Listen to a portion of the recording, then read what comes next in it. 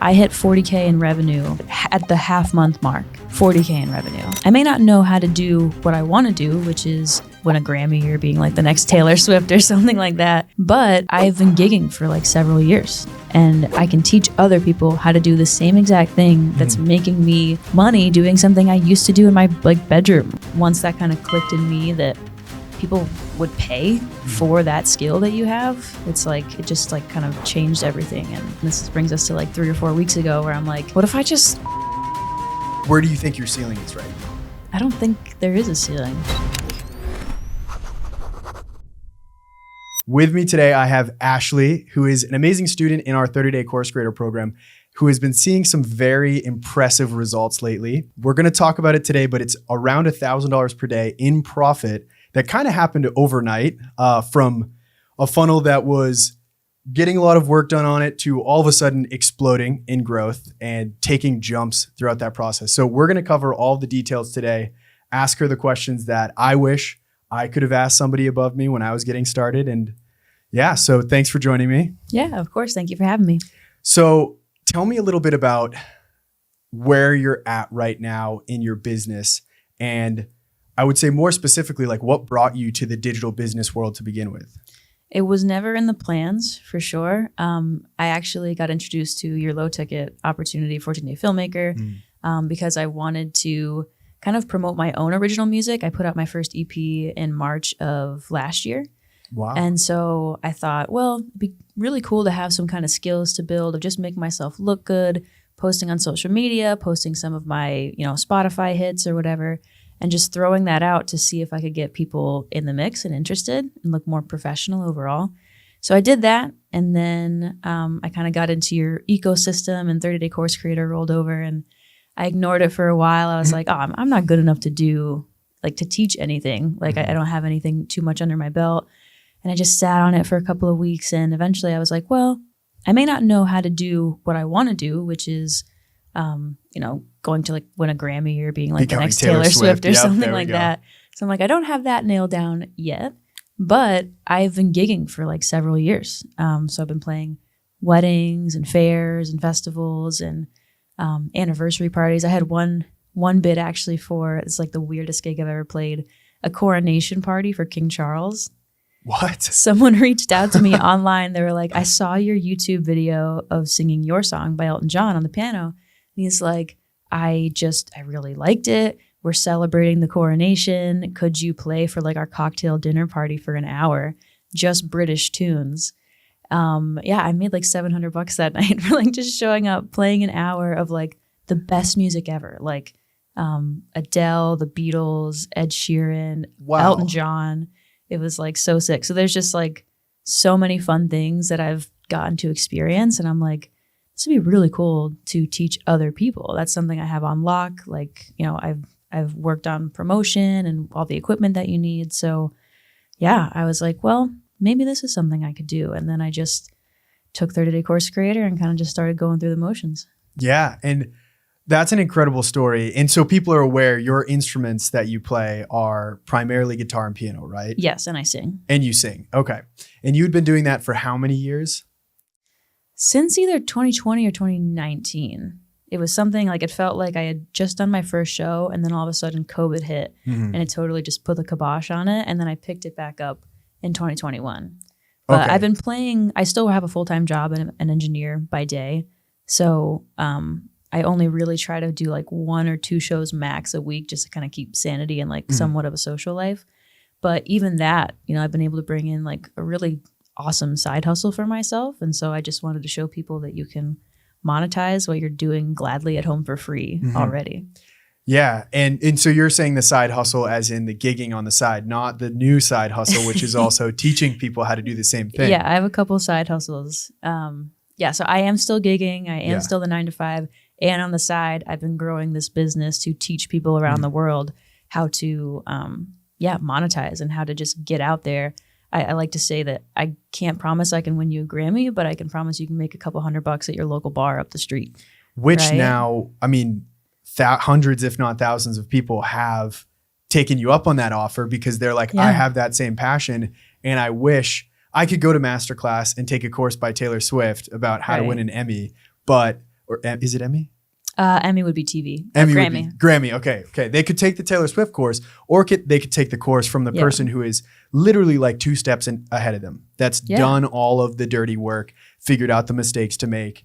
And you have some students crushing it too, right? Some awesome students. Yeah. So I have one in like Western US who in just his first month of taking my course, he booked 7 shows and it was about $500 a pop. So his first month, he brought home $3,500, which is some people's just like regular income. Like that could be a full-time job, but that was on top of his full-time job. Yeah. And they weren't just, I was like kind of jealous of some of his gigs. Like they were like these gorgeous, epic places. He was posting pictures of him like performing out for like charity events in like the desert. He was performing on like rooftops for like these big corporate anniversary parties where he's playing to like hundreds of people on a stage. Wow. Like just insane. I had this other student who within her first week, she brought home $800.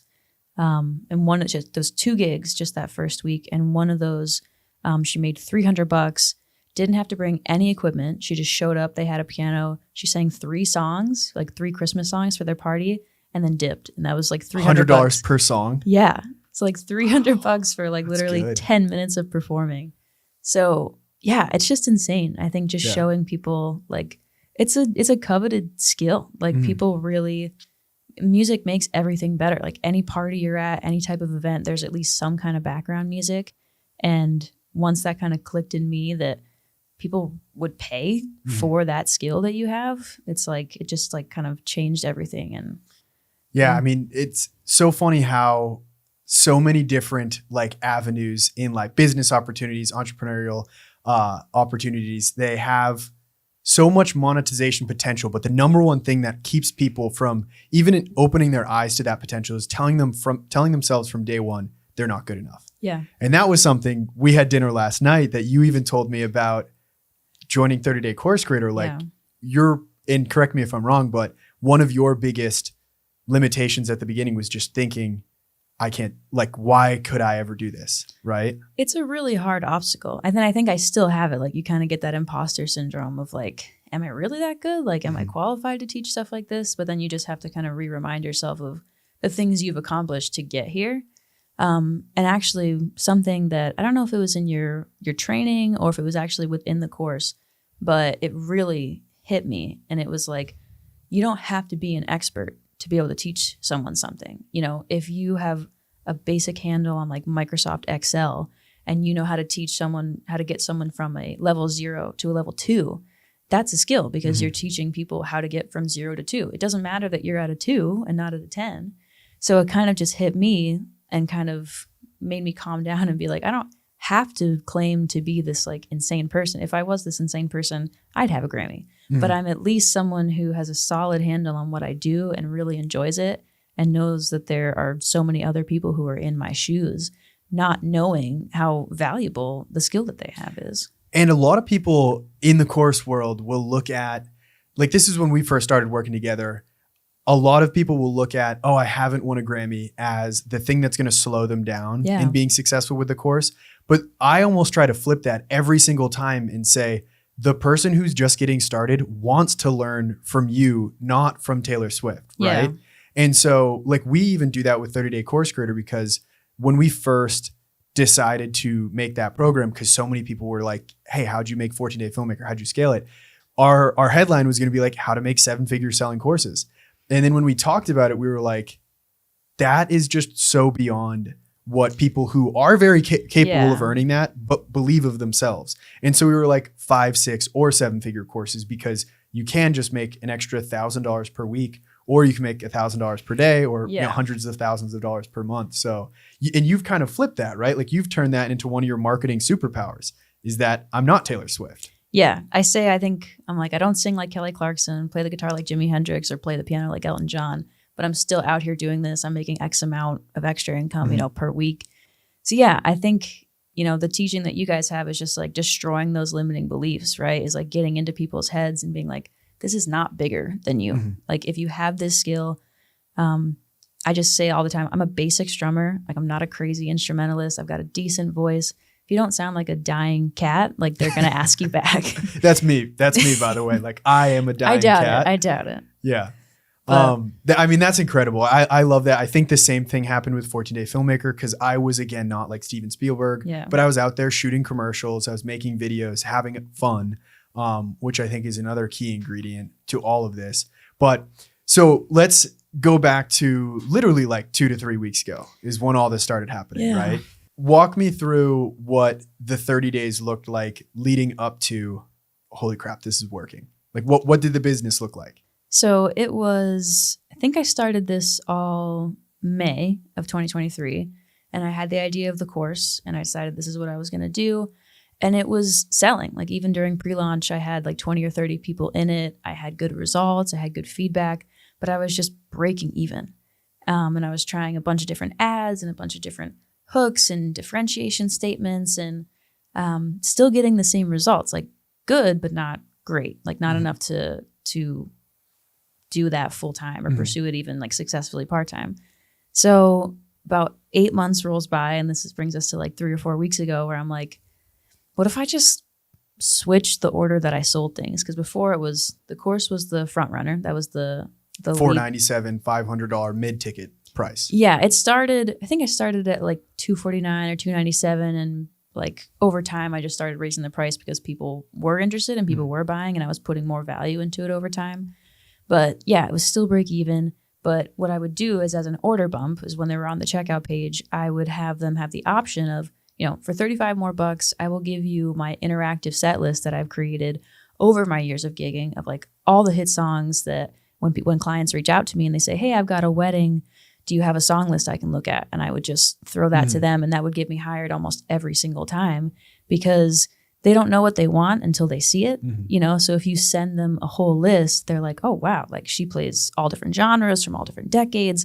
And it almost instantly like kind of lets them be like, this is the person that I want. So I just kind of wrote up a little blurb about that for like marketing to kind of see if they could get interested in just the text reading it.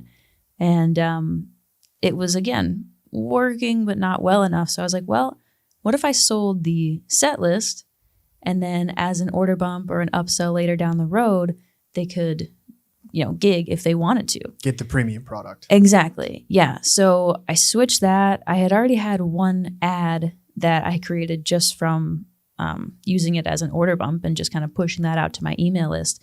And so I was like, this already exists. Let's just try it out and send it out. And I had like an insane amount of purchases like day one, right off the bat. How much did you spend on that? And so people are aware, Facebook ads. Yes. And how much did you spend on that first day? Not a lot. I was super frugal about it. I was like, maybe $10. $10, yeah. Yeah. People always ask, like, how much do I need to launch my ads with? And I'm like, I think we did like $50 when we launched. But so $10, and you get how many sales roughly? I mean, it was probably at least like 20 that day. Wow. It was just kind of like, it hit right away. And I was like, this could be something. And it was kind of eye-opening too, because you're trying to find like a niche market, like ideally to kind of like make something more expensive, because that is kind of like the reason that you do it.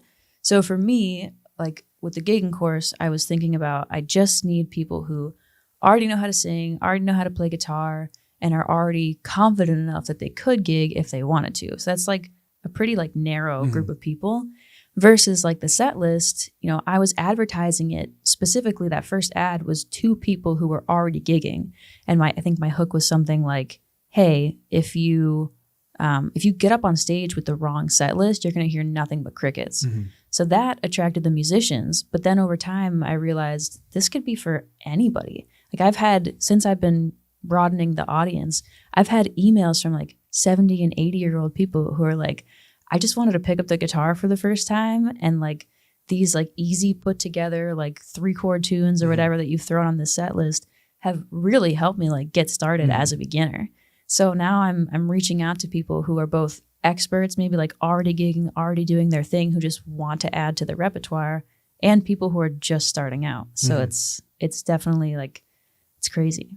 Yeah. I mean, and I look at it too, like the thought process of like sell something that's a couple $100 versus sell something that's $35, it almost, I almost recommend more people getting started. Just make that thing low ticket, make it small, make it ultra valuable. And then, it's super easy to create and test those ideas. And as soon as you get one that's just like, oh my God, it's dynamite. Like you spend $10, you make hundreds of dollars that same day. Then you're like, all right, let's buckle down, make this thing even better, right. Add products on the back end so that, now that people know, like, and trust you after going through that first product, the odds of them buying that $400 thing, $500 thing, whatever it is, increase exponentially. They're going to enjoy that more. They're going to get better results because they're conditioned to, consume your content. Yeah. It's such a just crazy funnel. It is such a crazy funnel. But my next question for you is, not that business is only about money, but like, how has now making around $1,000 a day in profit, by the way, because it can be thousands of dollars in revenue, but you're averaging around $1,000 a day in profit. How is that changing things for you and like the way you perceive your business going forward? Yeah, it's two different questions. So how is it changing? I'm doing nothing differently. I think we had that conversation last night where we're very like kind of like more conservative and kind of just like wait and see what happens type of deal. And I actually use the profit first method. So I have everything auto transferring out to, X percentage goes to taxes and whatever. So I'm only really taking a small percentage of it into salary until I kind of like get my feet wet a little bit more and see what this is going to be. And I put most of it just back into ads and just like shuffle it in and see what's working, what isn't working. So yeah, as of what's changing in the last month, I haven't really done anything drastically different. I'm still just keeping my head down and trying to put in the work. But where I see it going is massive. I mean, I'm a person who it's hard to celebrate my wins while they're happening because I'm so just into it. Like even when I would play sports as like a kid, like you score a goal or you put the ball in the basket, the next one. It's right away you're back on defense. Like there's no stopping and appreciating. So I need to work on that for sure. And so when I look back and I look at big picture, I mean, I hit 40K in revenue yesterday for February at the half month mark, 40K in revenue. And about half of that is profit. Yeah. So it's like, it's mind boggling when you take a step back and be like, no, look at what you did. Yeah. You know what I mean? You have to celebrate. I mean, you're like once every other week post in the community fires me up and everyone up, even if they're long in their journey in that they're like, I remember, because I look at it and I'm like, I remember when we did that. And it is very hard. Like it's easy to just keep your head down. Yeah. But like, it is such a monumental achievement. And it's the type of achievement too, that it's like, once you hit that, nothing's stopping you, right? It's the first 1,000, it's the first 10,000. And you're there. And it's not like that's your revenue numbers over the last 8 months. It's like, no, that's the past 15 days. Yeah. Hey, it's Anthony here with a quick interruption. I want to let you know that we just released a brand new training that outlines the same exact 30-step process that we used to start and scale our online business to $10 million in under 3 years. It's also the same exact process that Ashley used to start and scale her business. So it's extremely valuable. It's yours for free. And the link to get it is in the description beneath this video. Actually, YouTube might have just changed its layout, so it might be in the sidebar now instead. Either way, it's yours forever. Just click the link. For now though, back to the podcast. As far as like belief is concerned now, because there was probably a point in your journey, like everyone's journey, where you were like, will this ever work? Like even just getting into it. Oh yeah. But now, do you almost feel like where do you think your ceiling is right now? I don't think there is a ceiling. I'm glad you said that. I mean, it sounds like, and I don't mean that in a conceited way. I mean, like data wise, I mean, just from like, if I'm looking, even if I changed absolutely nothing about what I'm doing right now, I could look at a 40K profit month every month and do whatever with that I wanted to do. But I think for me, again, like we talked about last night, I think we're just like very much like on to the next thing. And so I see it being like easily like $1 million company, like in a year or 2 years or however long it takes. I don't know. If you're at 40, let's do some math right now. I'm just thinking like, what if the world crashes down tomorrow?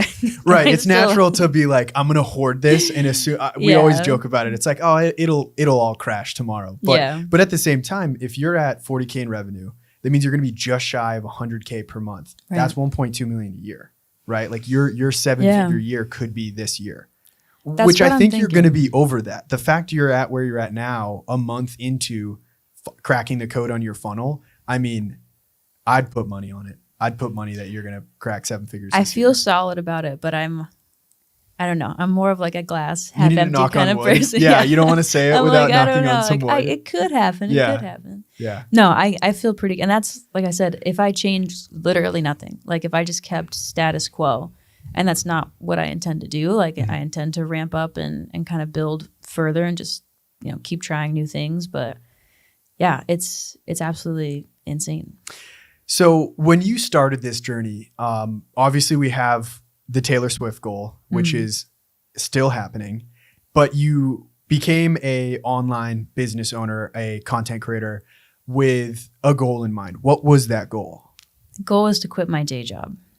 So I'm an engineer by day.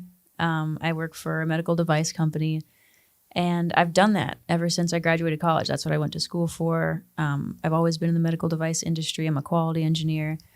But it's just something that has paid the bills. It's never been a passion. It's never really like something I wake up and I'm super pumped to do.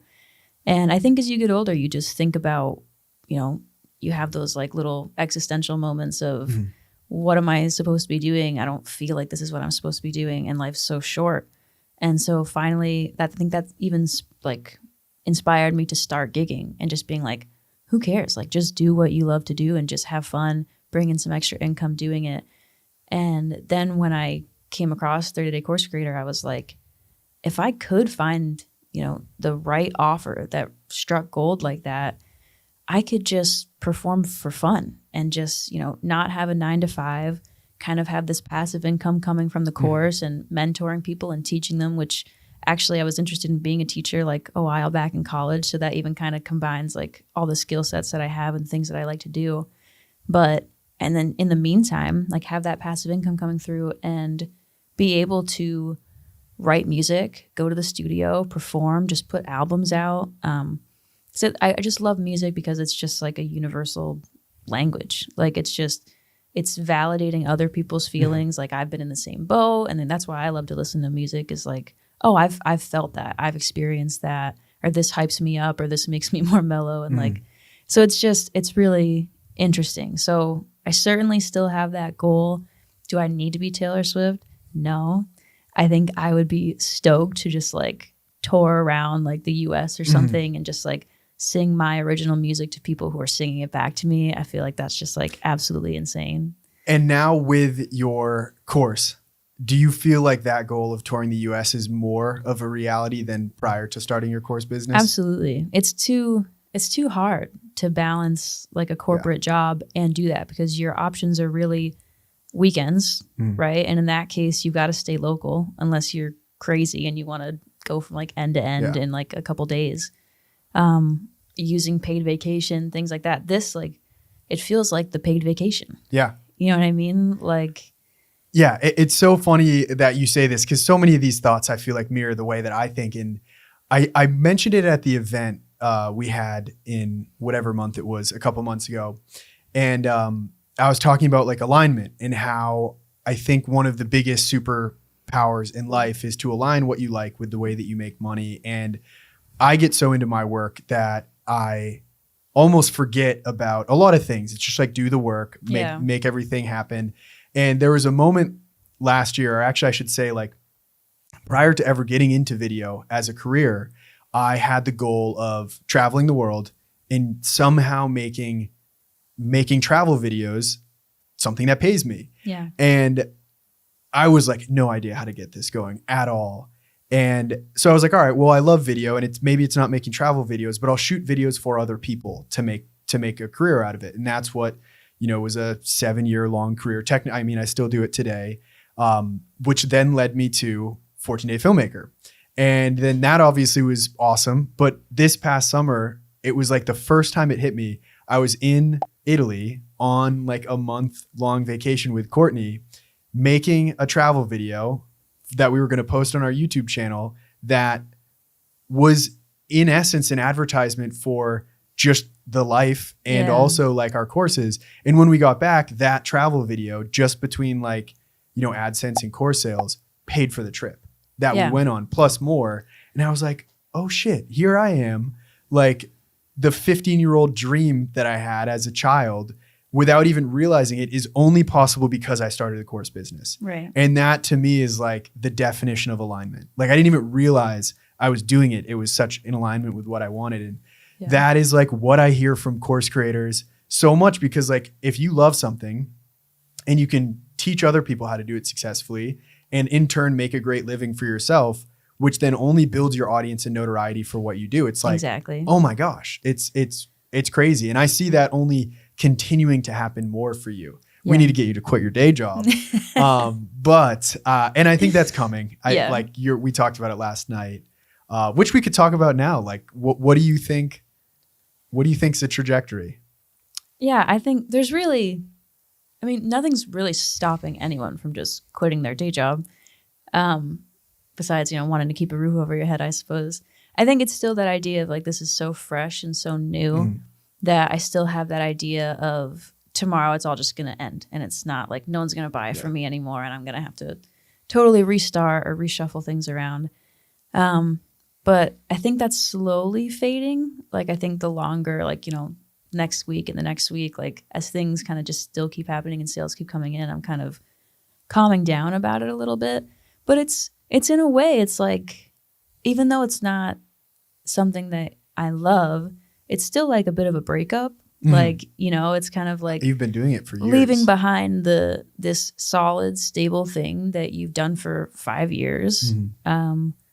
And I think there's always like the anxiety that comes with, I don't want to leave people in the lurch. I want to do it at the right time, and grappling with, is there ever really a right time like for people to quit? Like, it's kind of just the logistics of it all, I think, for me. Because for me, I think once I go, it would be an immense amount of like, for the person who I am, like it would feel like shame if I ever had to like come back with my like, you know, tail tucked between my legs and come back and be like, my dream didn't work out. Can I come back? And I don't want that. I want to be like so freaking solid that when I go, I'm like, this is it.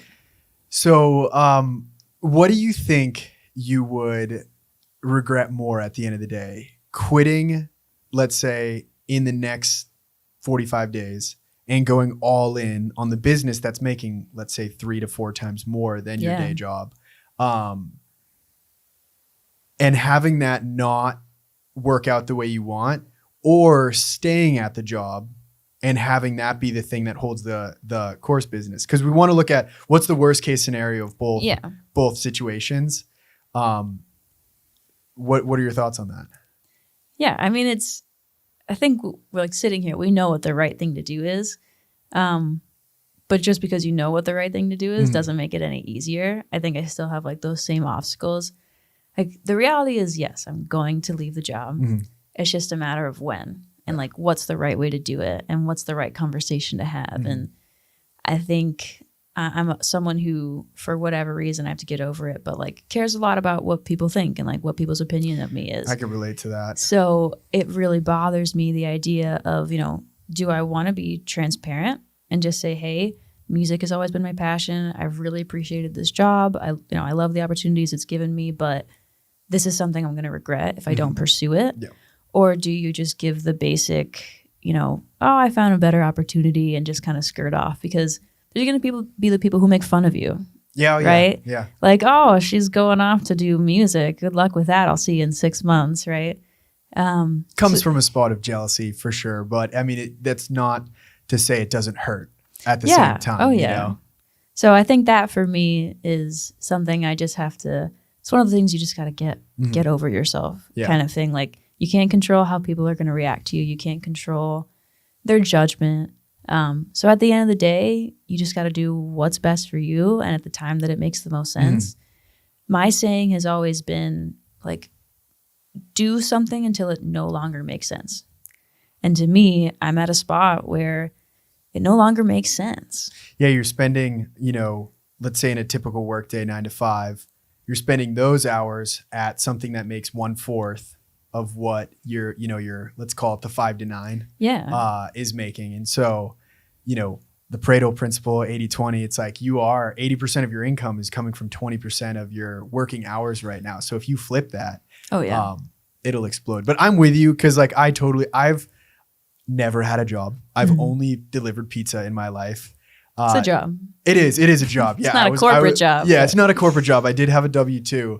But it was like when I was an idiot in college and, it was beer money and stuff like that. So I've had I struggle to connect, I think, sometimes with people who have because I don't understand what it's like to leave a job, and I can only imagine. It's like breaking up with somebody, so I think we'll revisit in 30 days. I agree. End of March. So that though brings me to another question I had, which is like, what is your daily routine? Like, how were you able to build a potentially 7-figure business as a side hustle? Yeah, I mean, so I do have like the 8 to 5, 9 to 5, whatever you want to call it. But I work remotely. So it's pretty lax. I don't have someone like walking around my cube all the time and things like that. So I hit my deadlines. I make sure that I do all the work that I need to do. I go into my meetings. But you got to think, instead of being at an office, now you have an hour free to do whatever you want. You don't just have to sit in the cafeteria and chat with your coworkers or whatever. You have the opportunity to film a couple of ads or check some emails, get back to customers. Like, there's a lot more like freedom and flexibility to it versus like your 2 15-minute breaks that you get during the day at an office and then your lunch. And then 5 o'clock rolls around pretty fast, and then I work most nights. I think the hardest part for sure was building the course. That I felt the sanity was just like spinning because it was so brand new to me, everything all at once. I was learning, how does camera gear work? How does lighting gear work? How do you make it all tie together to look good? Scripting, filming, editing. Which, how'd you learn all those skills, by the way? Mr. Anthony Gallo, professional videographer. Oh, don't make me blush. No, 14-day filmmaker gave me all those skills. And it was cool because 30-day course creator retaught those skills. Specific to courses. Exactly. Like, here's how I film our course content. Yeah. So that majorly helped me kind of like, I'm someone who like, I have to learn like 2 or 3 times to really get it to click in. Your stuff though, it reflects though, because your stuff is high quality. Like Thank you very much. It's perfectionism, which I have as well. And I think a lot of people listening probably do too. I took everything you said to heart. I got all the lights, the cameras that I needed, all of that. Because I wanted it to look good. I didn't want to, I know that you could do the same thing with the iPhone and it would look great. I just was also thinking longevity wise, this is a camera I could use for promo photos for my music. It's stuff I could shoot music videos with if I wanted to.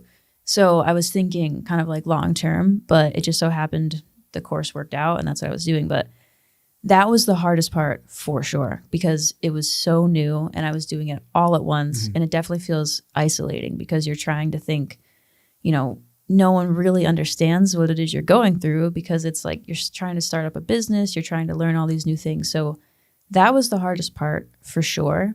But now the day job is not really, or balancing the two rather, is not that much of an issue. And it might just be because I've gained like so much knowledge and kind of like found ways to optimize what I used to do that used to take me forever. So I can edit ads now a lot faster if I want to. I outsource that now because I don't know how you do it. It literally makes my shoulders so tense. Like I get so upset because things that you get to talk to a computer to do something that your head is like, just do the thing. And you have to figure out how to like translate Outsourcing is, hey, I'm a big proponent. Like you get money coming in. First thing you want to outsource, admin, editing. For sure. Everything outside of like core marketing message. Ads is really easy to outsource as well, but I do think like it's an unbelievably valuable skill to have. Yeah. But yeah, editing for sure. Like if you don't enjoy editing, outsource that like real fast. It's nice too because like the people I edit to will be Adobe Premiere Pro like users. Yeah. So if I ever need to just like change one little thing or like I want to overlap something later in the future, I have the skill to do it. I don't have to send it back to him to like edit like 60 seconds of the video. So I like that too. But no, the day job now and balancing it is pretty simple. I still work some nights. Like obviously I got to do nights and weekends while I still have the full-time job, but it's a lot less demanding because the products already exist. And that was the hard part. Pretty automated now, right? Yeah, it pretty much runs itself. I mean, now I'm customer support and all of this. So figuring that out and trying to outsource that it's as well. So new. Like it sometimes I forget like how like fresh you are in this. Like you have insane numbers, your product's like great and people are loving it, but it's like you are like 3 to 4 weeks old in terms of like, it's a baby shit, business. There's a lot of sales coming in. Well, I said it. I was on a call with Greg and I was like, he asked about how I was feeling and the like success and whatever. And I said, well, it just feels like overnight. Like it feels so weird. And he's like, yeah, 8 months is overnight. And I was like, no, that's true. Yeah. It took the overnight meaning like all of a sudden it's successful. Yeah. Like, cause before I was just so used to like, I still had my notifications turned on for when I got a sale and I would get all excited because it was much more rare to happen versus like 100 a day or however many. Now it's starting to like kind of like fade more into the background. Yeah. And you just brought something up really that I think is really important for people to hear. And it's the overnight success phenomenon. Cause from the outside looking in, 100%, like I would call you an overnight success. You went from breaking even to making $1,000 per day. But I think what people need to understand as far as like how success happens is the ice cube analogy, where everybody has a temperature associated with them. And every skill you learn, like video editing, talking on a camera, marketing, that's you're raising yourself up. Let's say there's 32 core skills. You raise yourself up 1 degree at a time. I think it takes people usually 15 to 30 days to learn a skill and get that degree up. And you were probably, got to do some quick math, 32 minus 8 is 24. Yep, sorry. Mental math is not my game. I know, not when the cameras are recording, but you were probably came into 30-day course creator at 24 degrees Fahrenheit for our, European friends. And it took you 8 months to just learn those 8 skills that you didn't have before. Yeah. And then all of a sudden in a 15-day period, the ice cube melts and you're an overnight success. And I think for people looking at others who are succeeding, it can get there's 2 types of people. There's the Ashley is crushing it, I must suck, right? Sure. Or there's the Ashley's crushing it, that's proof that I can do it. And I think a lot of people fall in that first group, which is, it's easy to do. Yeah. And so if you're listening, thinking about like, all right, Ashley's at 24, maybe you're a 29, maybe you're a 31, or maybe you're a 5 degree, right? There's nothing wrong with that because we're all born at 0. And depending on the job you have, the experiences you had, it all factors in. So I do want to stress to people like everyone can be an overnight success. You just got to raise your thermostat first. Yeah, no, I like that a lot. And I think it's just like tenacity. Like I love, like I've gotten into, actually you introduced me to Alex Hormozy. I didn't know that name before we had the live event, but ever since I've been like very much into his stuff and, it's not all like super over, like aligning with like what I want to do or whatever, but I love his message about it's the people who quit that it just doesn't happen for. Yeah. Like you really can't quit if you just keep attacking it and keep coming at it from all different angles. And for me, I just had that mindset of you can't stop. Can't fail if you don't quit. Yeah. Yeah. I mean, and for me, I always have like my biggest fear is failure. So I think for me, I had to really change the game because like if I'm not awesome at something right away, it totally like turns me off and I don't want to do it. But when you're like so passionate about it and when you're part of like a group like, the mastermind, it's something that, it just inspires you because you're like, other people are doing it and other people are not, necessarily experts in their field. But again, they're getting from that 0 to 2 level and just teaching people how to do that. So you just have to have this outrageous confidence. And it sounds like silly. Delusional confidence. Delusional confidence of like, this is going to work. And you just have to sit there with it and just, find your little support system, whether it's like one person, whether it's 30 people, like just sit down with people and be like, you know, this is what I'm going to do and I'm going to make it happen, and just make it like your mantra. Because even with the 8 months, like it would be a bummer. I mean, you know, like you want to profit from it, but I never once at all was like, I'm not going to do it anymore. Like it was just something like, I've just got to find a better way. Yeah. It's just a puzzle, right? It's like everybody has to figure out the right way to assemble the pieces. But couple questions that came out of that, because that was really cool to hear. Of all the skills, which one do you think was, let's start with the most challenging to learn. So let's say of those 32 core skills, which is a very arbitrary number, but what was the one that for you was the hardest to like actually get in your brain and be like, I understand this? We're talking copywriting, editing, being on camera, you know, dealing with potentially customers. Like what was the skill that you were like, oh my God, this is terrible? I hate editing. Editing. Okay. I have learned that about myself. I think because you've been kind of like the muse, right? Like you want to be as good as your teacher, essentially.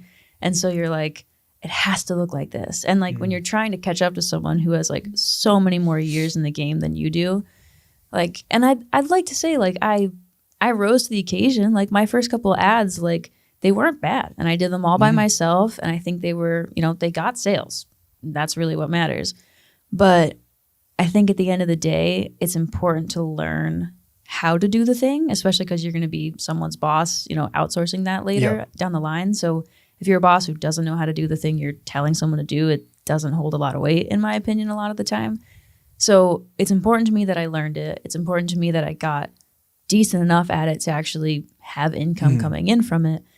But it's also a big step to be like, I accept that I am not like the be all end all at it. I would rather hire someone who can do it much better, much faster, and can do it for, you know, a rate that makes sense to me and fits in with the business. And to your point of being able to be like, this isn't my strong thing. This isn't my passion. I really love like the marketing aspect and creating the hooks and filming and all of that stuff, and then handing it off to someone who's just better at the other stuff than I am. Makes your job too. Like I found that once we really started outsourcing stuff, you wake up way more excited to do the job. Oh yeah. Right. Like I did all the emails and customer support, right? Like everyone does. You wear 50 hats and stuff, but waking up knowing it was like, oh yeah, we probably have like 15 emails from people who didn't get their login because they maybe didn't type the email in right, and they're really like, I hate you so much for, you know, scamming me. And I'm like, you typed in .con. But like that stuff would debilitate me in the morning. Whereas when we outsourced that, I was like, I'm like, wake up an hour earlier, ready to do the job. So outsourcing is super powerful, but I'm a big proponent of also, if you are coming from your 12 degrees, like you got to learn it. You got to learn it and then outsource it. Unless you're like, I'm already independently wealthy, I have other businesses, then it's like, outsource from day one. Don't learn how to edit a video. But so that's the hardest skill that you had to learn. What was the most valuable? The one that you were like, you look back a year from now and you're like, that one skill made me $400K. For sure, the marketing. I think. Break that down though. Like, what would you say? So I was making ads so much harder than they had to be before the live event. And it was something that just wasn't clicking with me, because it wasn't that you didn't give me those tools before the live event. It just like wasn't hitting. The way I was doing ads before was I was reinventing the wheel every single time. Like I thought it had to be a totally different message, reach a totally different audience. And it was plaguing me because I would sit down and be like, I don't know a ton of different ways to sell this thing. Like you either want to gig or not gig. Like I didn't really know like that there were so many different angles to do. So I think at the live event, when you guys explained it like point blank, it's just different hooks. Like the body pretty much stays the same because it's the same product. Like you're giving away the same features, doing the same stuff, teaching in the same methods. But the hooks are what are going to attract different people. And then certain things are going to resonate so much harder with people than things that you might have thought would resonate with people. Because in the beginning, you're very like narrow-minded and you're thinking of things like, what would I want to hear X amount of years ago? And that's probably going to reach a decent amount of people, but it's not maybe the right people or the most amount of people. Yeah. So I think for me, I mean, I came out of the live event with like, I filmed like 5 new ads. And I didn't do anything remarkable. You guys just helped me with the understanding of just do different hooks, Yeah. like say stuff in different ways or Yeah. come at things from a different angle. That for me was like everything, because I was just like, oh, it's that easy. So now my ads, I just am able to like kind of pump them out a lot faster. It's probably like a godsend for my editor, because he's like, oh, I only have to change this hook and then just do Yeah. some different editing like Yep. features on the other one. So that has saved me an insane amount of time.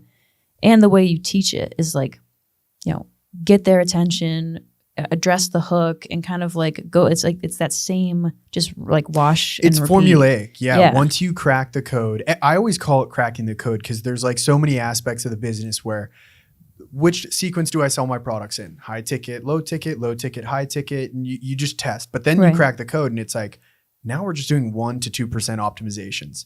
And a lot of times with the ads, you have a 1 minute, 2 minute ad. It's like the first 5 to 10 seconds impacts the success of the ad so much more than the remaining 90 seconds do. Yeah. You're one hook away from adding another zero to your monthly revenue. So For it's sure. like just test 100 hooks. And that's what's so exciting about now selling my low ticket up front instead of the high ticket. Is The like cycle. I'm only running like 3 ads right now. Mm. And granted, it's to a bunch of different audiences, but it's insane how like still untapped this thing really is. Yeah. And like I'm still probably waiting for the hook that's going to give me the most insane ROI back. Oh my God. Yeah. You Right? just Like still this have is budgets to brand increase, new. It's like you have Yeah. stuff that's 2x, 3x ROAS, and it's like launch 50 more of those to 50 more audiences. So Yeah. scale horizontally and then scale all those vertically. It's like you'll be at $3,000 per day and spend, making 6,000. For and sure. that's just on these 2 products. Because if you think about the whole music world, there's so many different avatars you can serve. Oh, with your yeah. existing skill set, your existing, because that's a funny thing. I when I got started and we started adding more products, part of me was like, are we just adding more stuff for people to buy? But then, almost just like, are we just creating it so people will buy it? But it was like, no, these people, like, you don't realize how much the beginner sees as like, I need to learn this, right? Yeah. We think of the main 4 things and that's it. But then they'll be like, look, I also want to learn how you did this. Like, oh, how do I set up a podcast? How do I Right. monetize a YouTube channel? And it's like, you keep learning these new things that you can then teach to your audience. And each product you add only allows you to make more money and reinvest in the business to make better products. And it's like, Yeah. it's a self-fulfilling cycle if you stick at it, which we talked about last night. Like a lot of people, there's no such thing as a get rich quick scenario ever. Maybe if you're 31 degrees and you launch a course, And it just hits. it just hits. Yeah. It's one of the fastest ways I think you can make money on planet Earth, to a point where a lot of people make that money and they give up. And they're just like, I'm chill. Like, let's go drink Mai Tais on the beach. But if you keep going, there's nothing stopping you at all. No, for sure. I love, and that's when you ask like, what is the ceiling? And I was like, I don't think there is one. Like Yeah. it's going to be what I decide it's going to be. And I think it's so exciting now that I've flipped the script, of like my high ticket is now, my lead ticket offer was now my high ticket offer, and kind of like an upsell on the back end. There's so much in between. Yeah. And like you kind of helped me even with like the order bump idea of just like a little mini course of like teaching stuff that for me is so darn simple. And Yeah. I take advantage of the fact that I know it, Yep. that I didn't think. I'm like, really? You think like, teaching chords is like a good enough idea? And you're like, heck yeah. Like people have to, especially the beginners, have to start somewhere. So there's so much now, like there's this massive gap of like, I've got beginners who just want to check out these easy, songs to play that are still like really big radio hits that everyone likes. But then on the other end, I'm assuming you're good to go and you're ready to gig. There's like all this untapped stuff in the middle of like, let's learn how to play our instruments. Let's learn how to sing. Like all the stuff that people would definitely find super great. And then over time, that'll help build their confidence in maybe I am ready to gig now and start monetizing this skill. So it's just, it like boggles me. I think about it like so often of like how much there is to do and how excited I am to like put it all together. Yeah. And you just did a much better job of describing what I was trying to get at, which is like your low ticket product. Like you never would have created that because it was just like so easy. You have expert syndrome. You're like, this comes so naturally to me Right. because you've been doing it for so long. Whereas like the more you get into this, you realize all these blind spots that beginners have that we take for granted as not experts, whatever, but just somebody who's been doing it for a long time. Yeah. And you realize once you start selling digital products, it's like there are so many blind spots that people have, Yeah. and I couldn't cover them all in one product. So it allows you to, build this ecosystem of the artist Ashley, right? And it's not just her one course; it's this whole series of things in ways that I can help you, which is why I'm like, I look at you and I'm like, you're at the beginning. Like you've got so much scale It's left. so exciting. And like, it's so incredible even to just like stay always learning and always engaging with the customers. Cause so many people have emailed me back and they're like, this is great. I really enjoy it. But, here are like some ideas of like maybe what I think, I was expecting it to be, or like not necessarily that they're disappointed, but like be really cool if blank. Yeah. Or it'd be really awesome if you had this feature. Yeah. And then it starts spinning your wheels of like, adding value and like creating more things. And like for me, it was You have just such a hungry audience. That's what it is. Yeah. Like they're like, I want more from you. Exactly. And then you're like just sitting there like, oh my gosh, I could totally build this up. And then the more you build it up, like I know like the financial aspect of me is like, oh, I could build it up and then charge more. It's like, no, keep the price the same, build it up and keep building that trust and keep getting people in there and like realizing how much value you're packing into something that you're charging ridiculously low amount for and get them into your funnel. Like I told you about last night, we talked about how one of my fears is like copycats and just people coming up and doing like the same thing you're doing. And it's like, you have to step back and like this really helped me and be like, you have Apple and you have Android. You have two really, great companies, but they do the same darn thing. Like they make the same types, like the phone is the phone. You can text, you can call, whatever, you go on the internet, but people are just going to gravitate to what they're going to gravitate towards. Like I'm a huge Apple fan. I just like their interface better. I think everything is much cleaner and like better designed, but it doesn't mean Android isn't doing an awesome job or it doesn't do the same thing. So you just have to keep yourself differentiated. And that's another thing that you taught me is like, just keep adding a ridiculous amounts of value to the products that you have. Copy the value. They can't keep up. In the marketing, but they'll never copy the value. And that's why I look at it and I'm like, I get flattered when people copy our stuff, and people will accuse us of copying. Like it's this never ending cycle. But I'm like, look, blinders on. I don't give a crap about anybody copying me or any of that stuff, because it's like, I just know I'm going to put more value into it. And if I feel like I'm genuinely coming up with new value, it's like you're at the leading edge. Yeah. And that's the hardest thing for people to do. And so if you are worried about getting copied, first and foremost, it means you had that juice to come up with something in the first place. So it's just something that people say all the time, what they're worried about, getting copied, which I'm like, that's the last thing you need to worry about. You just have to like keep staying in the game and keep just like adding more stuff. Someone else could copy my low ticket thing, but they don't have a gigging course that feeds into it and they don't have all this stuff in between. Like you just have to, you are your differentiation. And people are just the same thing, Apple and Android. Like they don't have to do anything different. I genuinely just lean more towards Apple, and someone could do the exact same thing as me, but maybe they like my personality better, or they like the other person's like lighting better in their video editing or something like that. It's going to be the smallest thing that's like, you'll drive yourself crazy if you think of things that you can't really control. You can just control what you do, the value you're providing, the people that you're helping. Like just, it's something that, you just kind of have to sit with and just get comfortable with. So going throughout this whole process, what would you say your biggest mindset shift was that maybe separates you from people who consider courses and either start and quit or maybe just never jump in to begin with? Yeah, definitely my biggest mindset shift is something I touched on earlier. And that was right at the beginning of like going from, I am not an expert at anything enough to feel comfortable enough to speak to it and teach it.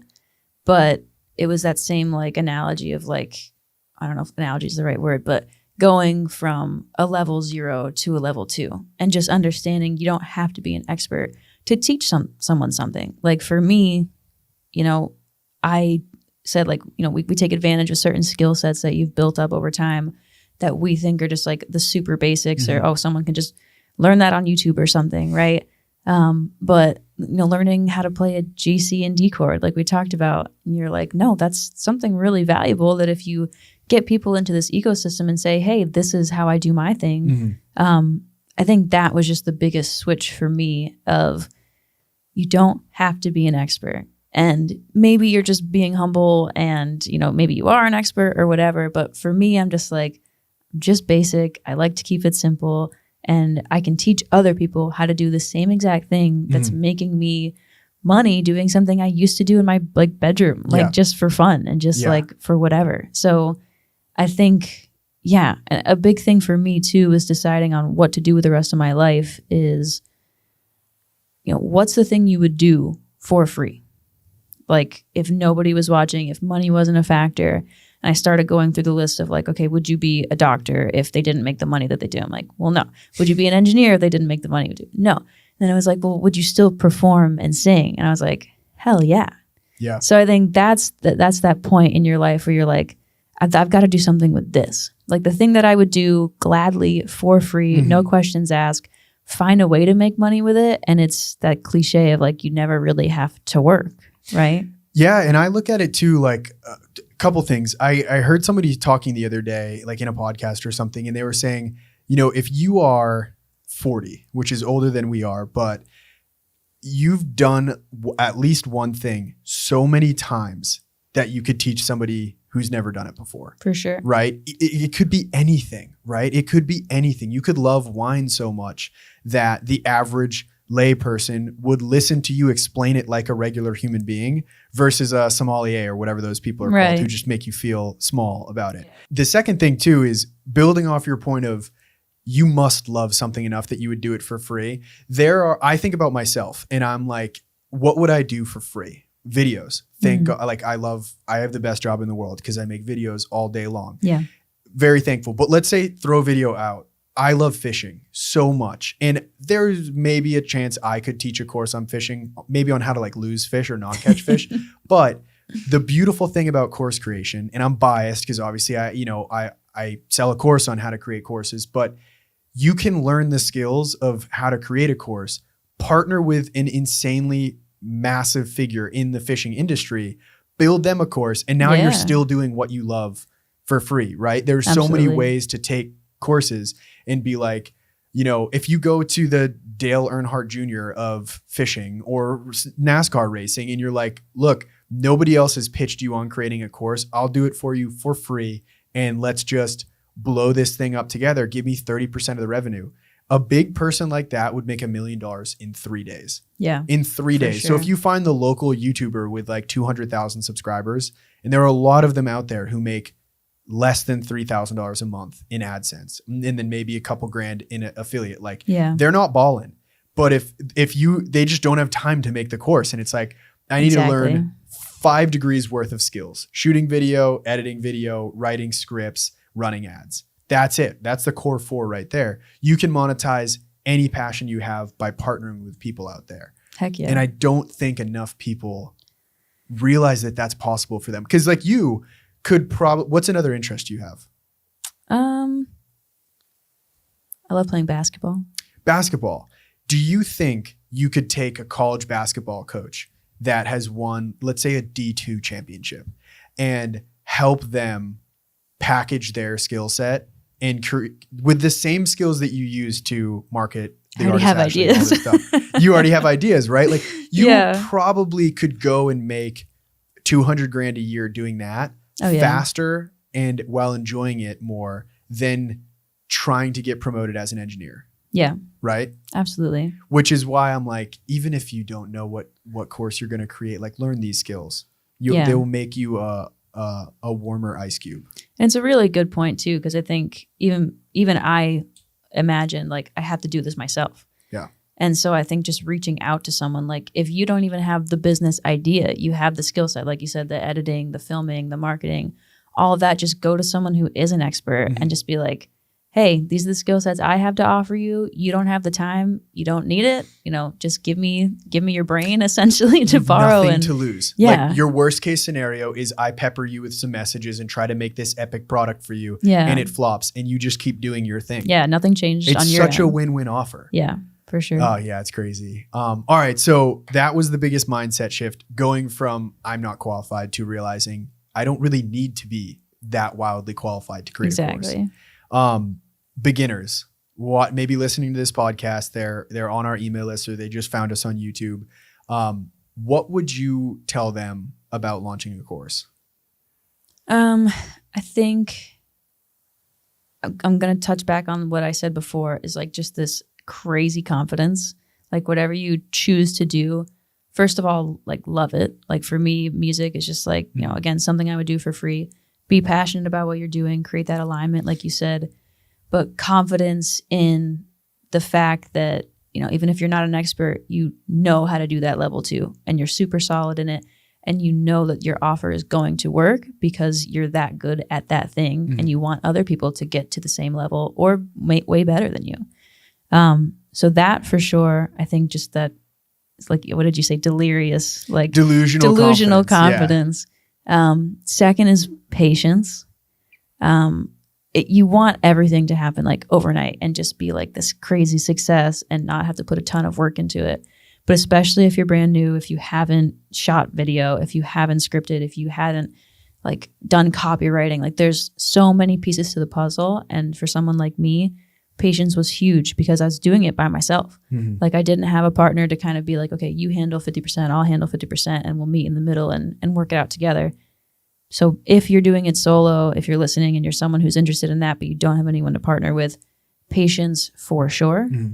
And combining that with the confidence. Like I said, 8 months in, a lot of people who are in my position would have quit, been like, I'm breaking even. It's not working. This is a waste of my time. And I had this ridiculous confidence of like, no, I have to keep pushing. There's a way to break through this wall. Because I was getting great feedback and I knew what I had was good. I wasn't speaking to the right audience or I wasn't doing it in the right method.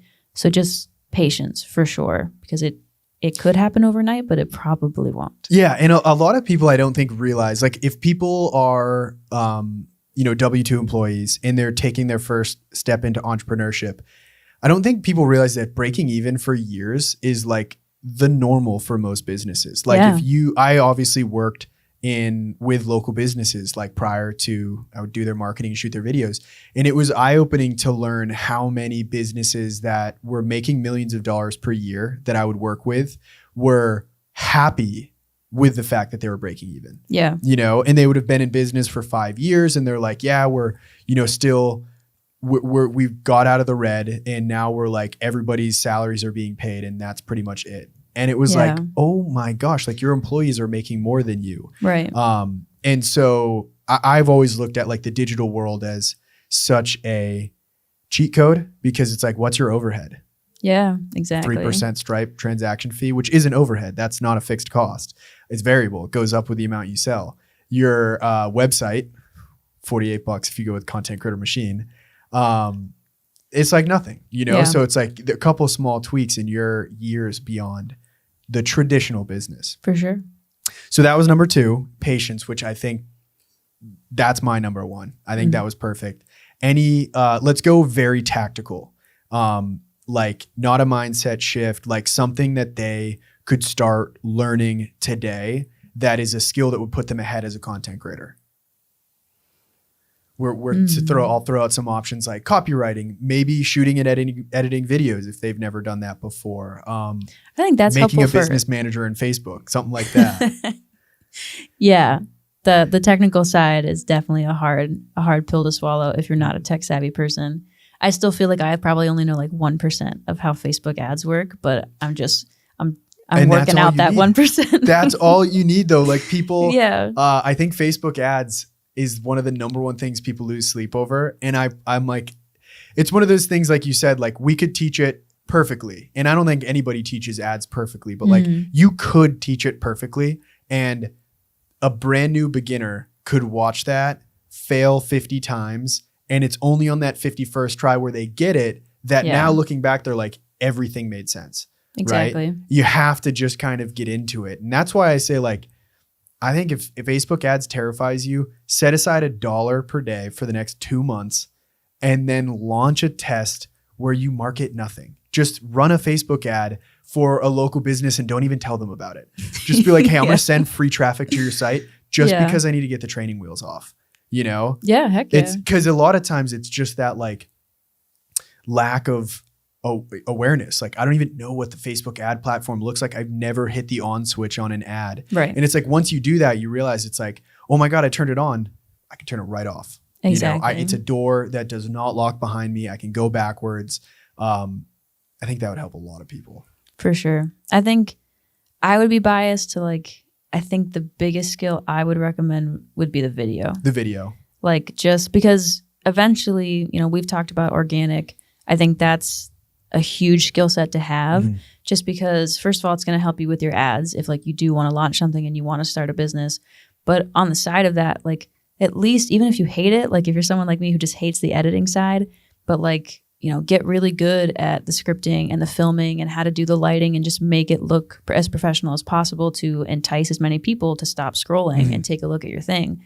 I think from organic and ad side, that's massive. Yeah. Like that was a huge skill set for me that's so applicable to like anything, whether you want to start a business or you just want to have some nice looking TikToks and just like gain a following there. Like there's just so many different things you can do with it. It's a skill set that you can apply to literally anything. And I mean, that's why we spent 20 grand on the domain contentcreator.com. That's why we named this podcast Content Creator Cash Flow. I do think at the end of the day, like, especially with the way the world is going, the ability to make content, even just marginally well, like just good enough for people to be like, oh yeah, I could watch that and not feel sick to my stomach. That is like the most cheat code skill set for any business. For sure. And it can really hold people back. So that was great. Those were the 3 biggest tips and I agree with them. Anything else, any last tidbits you'd say you'd want a beginner to know? I think you covered it. I think I covered it. Yeah. I just keep coming back to that unwavering confidence. Like just keep that. I mean, you don't have to be cocky. Nobody wants that. But like in your brain and in your heart of hearts being like, it's gonna work. Because if you just go into it negative, it's not gonna happen. Yeah. Beautiful. Thank you so much for tuning in and watching this episode. Thank you for joining me very much. It was a blast. We'll do it again, but that's it. Subscribe.